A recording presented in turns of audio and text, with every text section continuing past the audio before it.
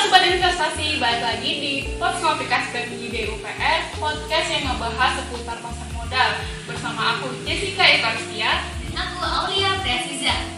Nah teman-teman semua, pasar modal memiliki beberapa musim yang tak jarang terjadi sebagai acuan investor untuk menangkan keputusan investasi. Sebab kondisi pada kurun waktu tertentu disebut bisa membawa pasar pada tren bullish atau bearish. Dan tahukah kalian terdapat masa suram dalam bursa saham? Apa itu Kak Jess? Kalau teman-teman ingat, di episode pertama kita sudah membahas sell in May and go away, di mana investor melakukan aksi penjualan saham di bulan Mei guna menghindari penurunan kinerja pasar modal. Kali ini kita akan ngebahas salah satu fenomena di pasar modal yang terjadi di bulan ini, di mana biasanya pasar akan mencatatkan kinerja buruk sepanjang bulan ini. Para orang menyebutnya kondisi ini sebagai September Effect.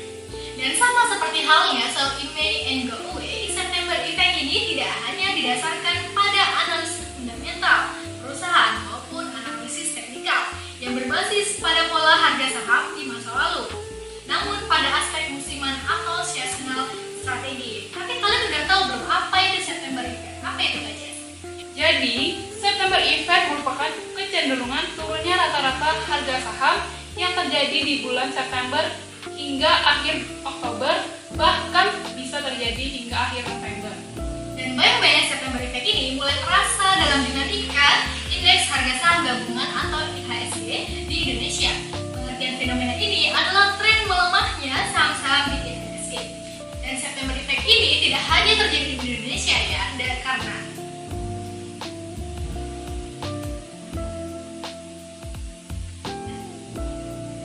September Effect ini tidak hanya terjadi di Indonesia ya, karena melansir dari Investopedia, September Effect ini mengacu pada return atau pembalian pasar saham yang secara historis melemah di bulan September. Di mana aja itu Kak Jess? Salah satunya terjadi di Amerika Serikat.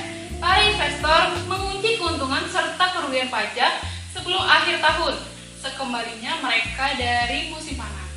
Faktor lainnya adalah para investor melikuidasi saham untuk biaya sekolah bagi anak-anak yang selalu terjadi setiap tahun.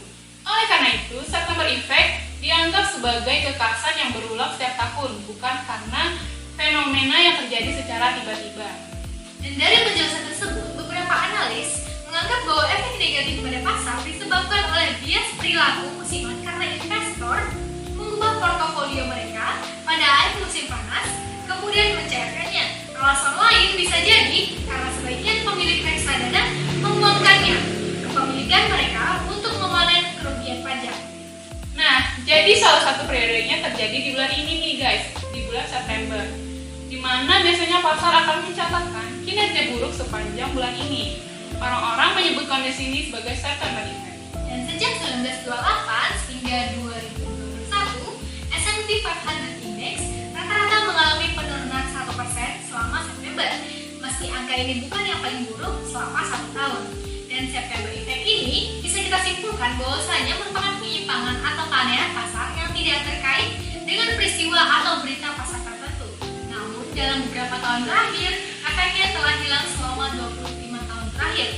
Untuk S&P 500, imbal hasil retro rata-rata untuk September adalah sekitar minus 0,4%, sedangkan return bulanan rata-rata sekarang tercatat positif. September Effect saat ini sudah tidak sesering sebelum tahun 1990. Nah, salah satu penjelasan lainnya adalah investor bereaksi dengan pre-positioning, yaitu menjual saham pada bulan sebelumnya.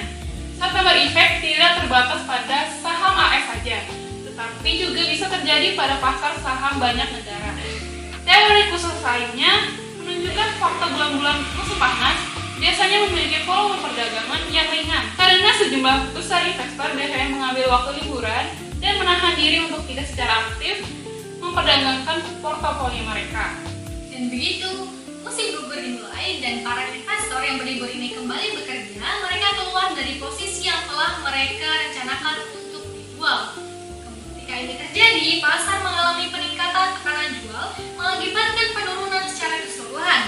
Selain itu, banyak reksadana mengakhiri tahun fiskal mereka pada September, dan manajer reksadana biasanya menjual posisi yang rugi sebelum akhir tahun. Tren ini merupakan penjelasan lain yang memicu buruknya kinerja pasar selama September. Dan untuk bulan September ini, bagaimana kira-kira kinerja IHSG, Kak Jess? Nah, meskipun secara historis menunjukkan kinerja positif, tetapi tantangan IHSG cukup besar nih di bulan ini.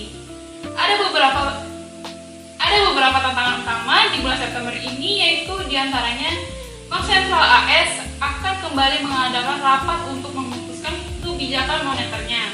Apabila mengacu pada pernyataan Bos The Fed Jerome Powell dalam simposium tahunan Jackson Hole, Bank Sentral AS akan menempuh kebijakan yang restriktif agar inflasi kembali turun ke target 2%.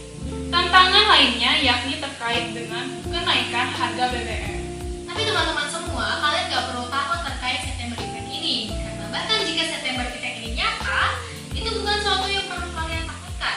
Justru bisa menjadi salah satu strategi investasi kalian. Tetap berhati-hatilah saat berdagang di pasar anomali karena itu tidak terjadi setiap saat. Dan ketika itu terjadi, sulit untuk mengetahui alasannya. Strategi yang lebih baik adalah berinvestasi dalam portofolio yang terdiversifikasi secara luas yang dapat membantu melindungi naik turunnya pasar.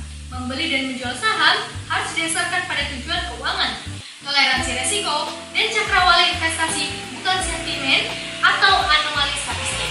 Jadi itu dia guys penjelasan seputar September Effect. Semoga penjelasan tadi dapat menambah wawasan kalian tentang seputar dunia pasar modal.